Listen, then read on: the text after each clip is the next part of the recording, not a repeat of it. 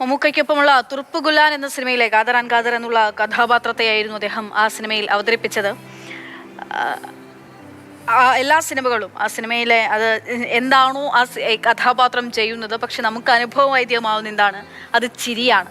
ചിരിയെപ്പറ്റി സലീം കുമാർ തന്നെ പറയുന്നത് 2 ഇഞ്ചുള്ള ചുണ്ട് 4 ഇഞ്ചാക്കി മാറ്റുന്ന ഒരു വികസന പ്രവർത്തനം, അത് ചിരിയല്ലാതെ മറ്റെന്തുണ്ട് എന്നുള്ളതായിരുന്നു സലീം കുമാർ തന്നെ ചിരിയെപ്പറ്റി പറയുന്നൊരു കാര്യം എന്ന് പറയുന്നത്. രാഗിനുണ്ട്. രാഗിൻ ഇപ്പോൾ ഒരു സോഷ്യൽ മീഡിയ പോസ്റ്റ് വായിക്കുകയായിരുന്നു. അങ്ങനെ തൻ്റെ ധർമ്മേന്ദ്രയ്ക്കൊപ്പം മണവാളനും ഇത്തവണ യാത്രയാകുന്നു എന്ന്. കൊച്ചിൻ ഹനീഫയുടെ മരണത്തെപ്പറ്റി സലീം കുമാർ പറയുന്നത്, ഹനീഫ്ക നേരത്തെ പോയി, ഞാൻ എന്തായാലും പോകും, ഹനീഫ്ക അവിടെ ഓക്കെ ആയിരിക്കൂ, എനിക്ക് അദ്ദേഹത്തോടാകെ പറയാനുള്ളത് ഞാനിതാ പുറകെ വരികയാണ്, ഞാനും എന്തായാലും വളരെ പെട്ടെന്ന് തന്നെ വരികയും ചെയ്യും. പിന്നീട് ഹനീഫയുടെ ഉമ്മ മരിക്കുമ്പോൾ യാ ഇലാഹ ചൊല്ലി അവരുടെ ഖബറുമായി പോയ ഓർമ്മകളെ പറ്റിയൊക്കെ അദ്ദേഹം പറയുന്നതൊക്കെ ഇങ്ങനെ ഇപ്പോൾ സോഷ്യൽ മീഡിയയൊക്കെ നമ്മളെ വീണ്ടും വീണ്ടും ഓർമ്മിപ്പിക്കുകയും ചെയ്യുന്നുണ്ട്. അങ്ങനെ എപ്പോഴും മരണത്തെപ്പറ്റി അദ്ദേഹം വാചാലനായിരുന്നു, അല്ലെങ്കിൽ മരണം എന്നുള്ള യാഥാർത്ഥ്യം ജീവിതത്തിൽ ഉണ്ട് എന്ന് മുന്നിൽ കണ്ടുകൊണ്ട് തന്നെ ജീവിച്ച ഒരു മനുഷ്യൻ. ആ തരത്തിൽ ആളുകളോടുള്ള ഇടപെടൽ, തൻ്റെ പ്രവൃത്തികൾ, തൻ്റെ ചിന്തകൾ, തൻ്റെ ജീവിതമൊക്കെയും മരണം എന്നുള്ള യാഥാർത്ഥ്യത്തെ മുന്നിൽ ഉൾക്കൊണ്ടുകൊണ്ടുള്ളതായിരുന്നു സലീം കുമാറിൻ്റെത്.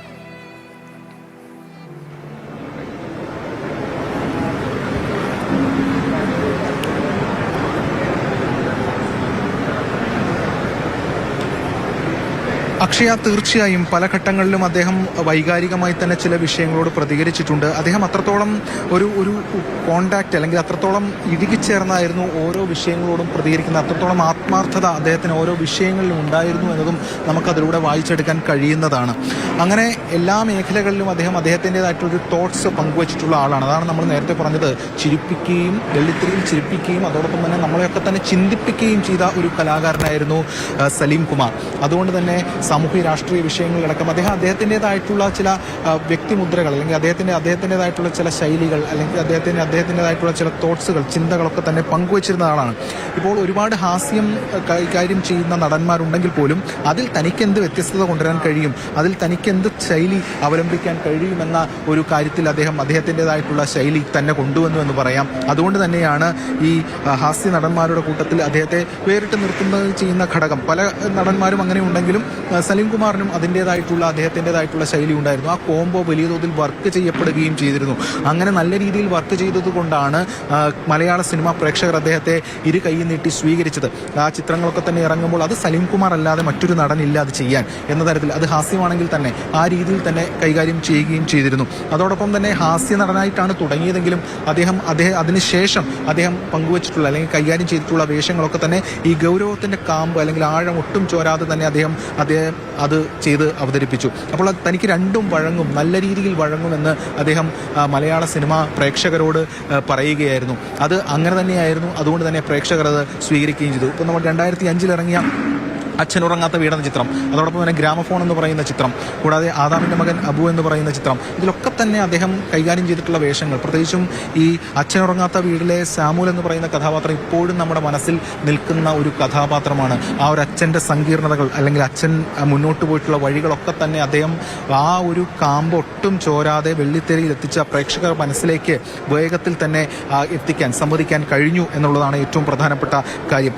ഗ്രാമഫോണിലെ തബല ഭാസ്കരനാണെങ്കിലും ഒക്കെ തന്നെ അതിൽ കമലിനെ സംബന്ധിച്ചിടത്തോളം മറ്റൊരു ഓപ്ഷൻ ഉണ്ടായിരുന്നില്ല എന്ന് തന്നെ നമുക്ക് എടുത്ത് പറയേണ്ടതായിട്ടും വരും. അതോടൊപ്പം തന്നെയാണ് ഈ ഇത്തരത്തിലുള്ള ഹാസ്യം കൈകാര്യം ചെയ്യുന്ന കഥാപാത്രങ്ങൾ, അത് ഗംഭീരമായിരുന്നു. അത് ഇരു കൈ നീട്ടി പ്രേക്ഷകരെ കുടുകൂടാ ചിരിപ്പിക്കുകയായിരുന്നു, തിയേറ്ററുകളിൽ തന്നെ കൊണ്ടുവരികയായിരുന്നു എന്നുള്ളതാണ് സലീം കുമാർ തന്നെ പറഞ്ഞത്.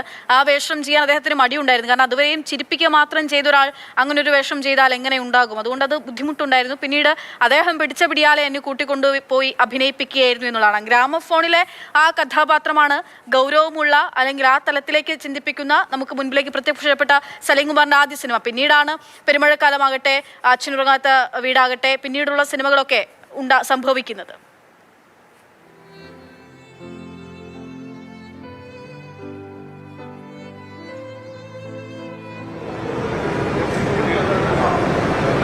അക്ഷയ, തീർച്ചയായും. കാരണം ആ സിനിമകളൊക്കെ തന്നെ അദ്ദേഹത്തിന് നൽകിയിട്ടുള്ളത് വലിയ ബ്രേക്കാണ്. മാത്രമല്ല അദ്ദേഹത്തിൻ്റെ അഭിനയശേഷി എത്രത്തോളം ഉണ്ട്, ആ ഗ്രാഫ് എത്രത്തോളം ഉയർന്നതാണ് എന്ന് ഏവരോടും കമ്മ്യൂണിക്കേറ്റ് ചെയ്യുന്ന വേഷങ്ങളൊക്കെ തന്നെയായിരുന്നു അത്. മാത്രമല്ല ആ കഥാപാത്രങ്ങൾക്ക് വലിയ തോതിലുള്ള കാമ്പുണ്ടായിരുന്നു. അതൊന്നും ഒട്ടും ചോരാതെ തന്നെ പ്രേക്ഷകരിലേക്ക് എത്തിക്കാൻ കഴിഞ്ഞു എന്നതാണ് ഏറ്റവും പ്രധാനപ്പെട്ട കാര്യം. അതുകൊണ്ട് തന്നെ അദ്ദേഹത്തിന് പുരസ്കാരങ്ങളും അതിൻ്റെ ഭാഗമായി തന്നെ കിട്ടുകയും ചെയ്തു. മാത്രമല്ല ഓരോ വിഷയങ്ങളിലും അദ്ദേഹം പങ്കുവയ്ക്കുന്ന അദ്ദേഹത്തിൻ്റെതായിട്ടുള്ള ചിന്തകൾ, അദ്ദേഹം രാഷ്ട്രീയമാണെങ്കിലും അദ്ദേഹത്തിൻ്റെതായിട്ടുള്ള രാഷ്ട്രീയമുണ്ടായിരുന്നു, കോൺഗ്രസ് രാഷ്ട്രീയമുണ്ടായിരുന്നു. അത് അദ്ദേഹം തുറന്നു പറയുകയും ചെയ്തിരുന്നു. അതിലൊക്കെ തന്നെ ഓരോ വിഷയങ്ങളിലും, സാമൂഹ്യ വിഷയങ്ങളിൽ അതൊക്കെ തന്നെ അദ്ദേഹം അവതരിപ്പിക്കുകയും ചെയ്തു. സാധാരണക്കാരൻ്റെ ഒരു ജീവിതത്തിൽ ഉണ്ടാകുന്ന ചെറിയ സന്ദർഭങ്ങൾ, ആ ചെറിയ സന്ദർഭങ്ങളെ ഹാസ്യാത്മകമായി തന്നെ പല രൂപേണ വെള്ളിത്തിരയിൽ എത്തിക്കുമ്പോൾ അത് നമ്മൾ കടന്നുപോയിട്ടുള്ള വഴികളാണല്ലോ, അല്ലെങ്കിൽ നമ്മൾ അനുഭവിച്ചിട്ടുള്ള വഴികളാണല്ലോ എന്നൊക്കെ തന്നെ പ്രേക്ഷകർക്ക് തോന്നുന്ന രീതിയിൽ തന്നെയായിരുന്നു കാര്യങ്ങൾ. അതുകൊണ്ടാണ് അതിനെ ആ സ്വാഭാവികതയിലൂടെ ഏവരും സ്വീകരിച്ചത്.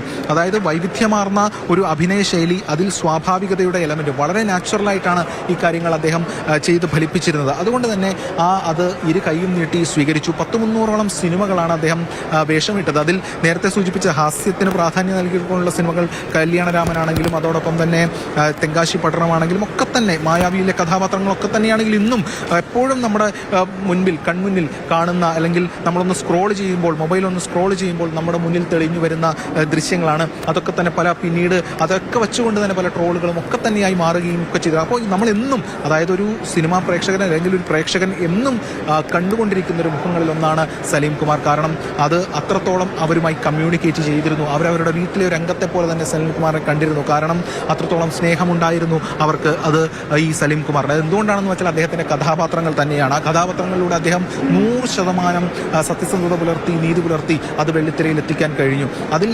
ഇത്തരത്തിലുള്ള വേഷങ്ങളൊപ്പം തന്നെ ഈ അക്ഷയ സൂചിപ്പിച്ചതുപോലെ ഈ ഗൗരവമുറ്റ വേഷങ്ങൾ, ആ വേഷങ്ങളിലെ ആഴം തിരിച്ചറിഞ്ഞുകൊണ്ട് അത് പ്രതിഫലിപ്പിക്കുകയാണ് അദ്ദേഹം ചെയ്തിട്ടുള്ളത്. അങ്ങനെ ഓരോ വേഷങ്ങളും അദ്ദേഹം വെള്ളിത്തിരയിൽ എത്തിക്കാൻ സാധിച്ചു. അതിലാണ് ദേശീയ സംസ്ഥാന പുരസ്കാരങ്ങൾ ആദാമിൻ്റെ മകൻ അബുവിന് കിട്ടുന്നത്. അതിനുശേഷമാണ് അദ്ദേഹത്തിന് ഹാസ്യ നടനുള്ള പ്രഥമ പുരസ്കാരം കിട്ടുന്നതെന്ന് 2012. അപ്പോൾ അതിനു മുൻപ് ആ ഹാസ്യത്തിൽ വേഷമിട്ട് തുടങ്ങി അതിൽ ഒട്ടനവധി ബ്രേക്കുകൾ സമ്മാനിച്ച് മുന്നോട്ട് നീങ്ങി അതിനുശേഷം ഗൗരവമുള്ള കഥാപാത്രങ്ങളിലേക്ക് വന്ന് അതിൽ വലിയ തോതിലുള്ള സ്പേസ് സലീം കുമാറിനുണ്ട് എന്ന് ഏവരും തിരിച്ചറിയുന്ന സമയമായിരുന്നു അത്. പിന്നീട് ഇത്തരത്തിലുള്ള പുരസ്കാരങ്ങൾ നേടി. മാത്രമല്ല അദ്ദേഹം ഈ സിനിമയുടെ മറ്റു പല വശങ്ങളിലേക്കും സ്പർശിച്ചിട്ടുണ്ട്, അല്ലെങ്കിൽ കൈവച്ചിട്ടുണ്ട് എന്ന് കൂടി എടുത്തു പറയേണ്ടതായിട്ടുണ്ട്. അദ്ദേഹം 4 സിനിമകൾ സംവിധാനം ചെയ്തിട്ടുണ്ട്. കമ്പാർട്ട്മെന്റിൽ തുടങ്ങി അതിനുശേഷം ഭിന്നശേഷിക്കാരായ കുട്ടികളെ അഭിനയിപ്പിച്ചുകൊണ്ട് ആ രീതിയിൽ അതിൻ്റെ നിർമ്മാണം അടക്കം ഏറ്റെടുത്തുകൊണ്ട് അദ്ദേഹം മുന്നോട്ട് വന്നു. അതൊക്കെ സൂചിപ്പിക്കുന്നത് എന്ന് പറയുന്നത് ഒരു കലാകാരൻ എത്രത്തോളം സാമൂഹിക പ്രതിബദ്ധത കൂടി ഉൾക്കൊണ്ട് മുന്നോട്ട് പോകേണ്ട ഒരാളാണ് എന്ന് തെളിയിക്കുന്നത് കൂടിയായിരുന്നു. അതായത് വെള്ളിത്തിരയിൽ വേഷമിട്ട് ആ കഥാപാത്രത്തെ നീതിപൂർവമായി സമൂഹത്തിന് മുന്നിൽ അവതരിപ്പിക്കുക മാത്രമല്ല ചെയ്തത്, ആ കലാകാരന് സമൂഹത്തിൽ കുറെ കൂടി കാര്യങ്ങൾ ചെയ്യാനുണ്ട് എന്ന് ഏവരെയും ബോധിപ്പിക്കുക കൂടിയായിരുന്നു. അതിൻ്റെ നിശ്ചയദാർഢ്യത്തിൻ്റെ ബലത്തിലായിരുന്നു ആ ഓരോ പ്രവർത്തനവും ഓരോ കാര്യങ്ങളും അദ്ദേഹം മുന്നോട്ട് നീക്കിയത്. ആത്മകഥ എഴുതിയിട്ടുണ്ട്. മാത്രമല്ല അത്തരത്തിൽ ഒരുപാട് ഇത്തരത്തിൽ ഈ സാമൂഹ്യ വിഷയങ്ങളിലടക്കം ഇടപെട്ടുകൊണ്ട് സംസാരിച്ചിട്ടുണ്ട്. അദ്ദേഹത്തിൻ്റെ ഒരു ചിരി തന്നെ നമുക്ക് വലിയ തോതിൽ ഒരു എല്ലാ വിഷയങ്ങളും ഒരാളെ സംബന്ധിച്ചിടത്തോളം, ഒരു മനുഷ്യനെ സംബന്ധിച്ചിടത്തോളം ഒരുപാട് സങ്കീർണതകളും വിഷമങ്ങളും ഒക്കെ ഉണ്ടാകും. പക്ഷേ സലീം കുമാറിൻ്റെ ഒരു ഇൻ്റർവ്യൂ അല്ലെങ്കിൽ അദ്ദേഹത്തിൻ്റെ ആ ഒരു വിഷയങ്ങളെ സമീപിക്കുന്ന ശൈലിയോ ഒക്കെ കണ്ടു കഴിഞ്ഞാൽ, അത് കേട്ട് കഴിഞ്ഞാൽ അത് നമ്മളുടെ മനസ്സിനെ കൂടി ഏവരെയും ഒരു സന്തോഷിപ്പിക്കുന്ന തരത്തിലേക്ക്, നമുക്കൊക്കെ ഇത്രയേ ഉള്ളൂ എന്ന തരത്തിലുള്ള കാര്യങ്ങൾ ബോധിപ്പിക്കുന്ന തരത്തിലേക്ക് കാര്യങ്ങൾ എത്തുമായിരുന്നു.